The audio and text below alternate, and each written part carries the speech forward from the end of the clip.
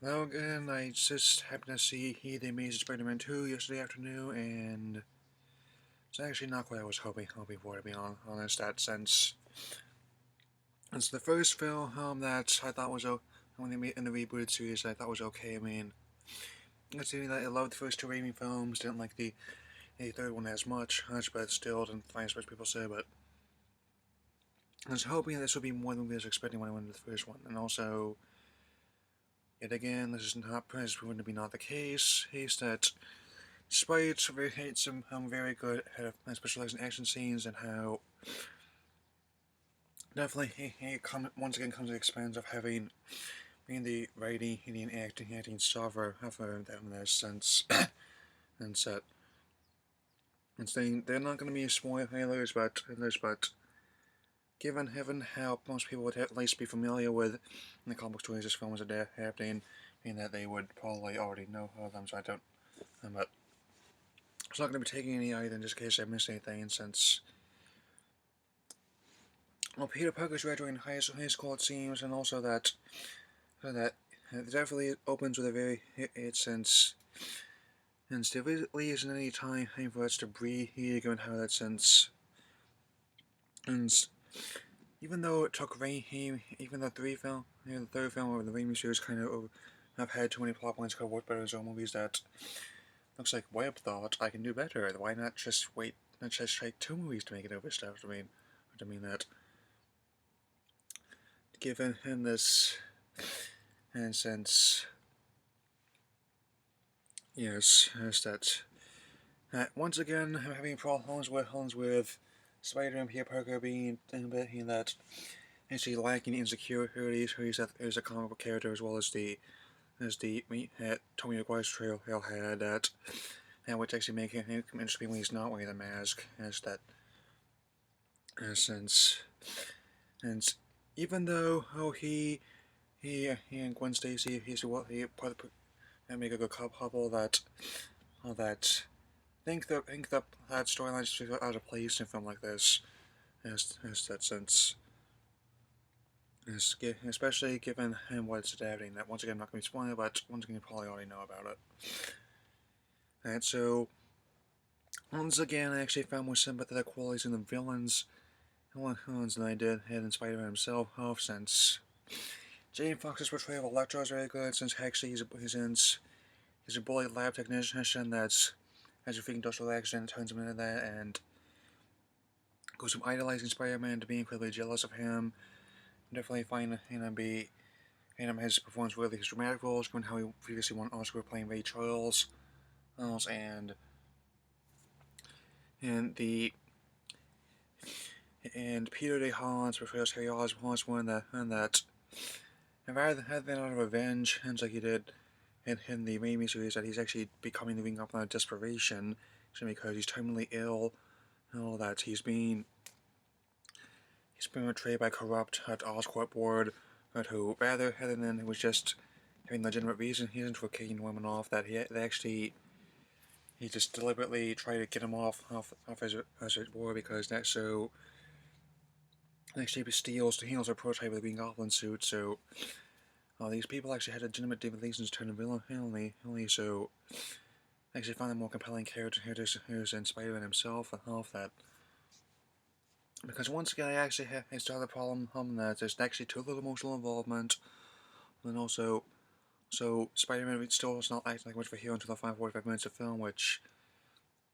would be actually worse in this regard in the first film, sense. And then, since also cinematography that John Swartzman's work is one of the things I liked about the first one, but now he's giving way to Dan Mandel, who definitely is a bit more frenetic in his edition that's kind of over the top, almost cartoonish even, that definitely heavily lacks what I was expecting that we'll give it this. I mean, at least the action scenes are well filmed, given how managed to keep everything fast paced, everything looks very slick. Special effects are very impressive, but still, they should not come at the expense of having a story and characterization. So, I mean, personally, if you want a good Spider-Man adaptation and watch the first two Raimi films again. Also, go check out the 1994 Spider-Man animated series, the 1999 Spider-Man Unlimited, as well as the Spectacular Spider-Man, which just had a complete series released, and he's saying, which was definitely what I was wondering about, because as when and the rights when Disney's buying more of all strings, going to choice of keeping the TV rights, the movie rights, and the movie rights. I mean, they plan to have a couple more entries for 2016, 2018, but despite the film's own doesn't personally want to still need Spider-Man in a superhero movie climate after the Marvel Cinematic Universe and Dark Knight saga since once again this Spider-Man is actually proven to be less amazing, much more like okay Spider-Man, and so giving this 2 stars out of 4, and hopefully some of the other ones something better. So I'm gonna have a cut, and also gonna be talking about some of the trailers for this one. Okay. First up, X-Men Days of Future Past, which I definitely he say looks really good, given how not only it's definitely going to be adapting one of the key comic book storylines of the, but also it's going to be a crossover between the main timeline, which started in 2000, as well as the First Class timeline that started in 2011. I mean, apart from Hugh Jackman coming back as Wolverine, since I really enjoyed the Wolverine last year, that it's going to be he's going to see lots of things from both Patrick Stewart's Xavier as well as James McAvoy's Xavier, from both Ian McKellen's Magneto as well as Michael Fassbend's Magneto, since those two who are very good classically trained actors who have managed to make those performances work for the franchise, as well as and McAvoy, I've seen very good roles, and also Michael Fassbender has definitely a big up-and-comer, given so he just won Best Supporting Actor Oscar for 12 Years a Slave, which I've been hoping for ever since he started acting in that sense.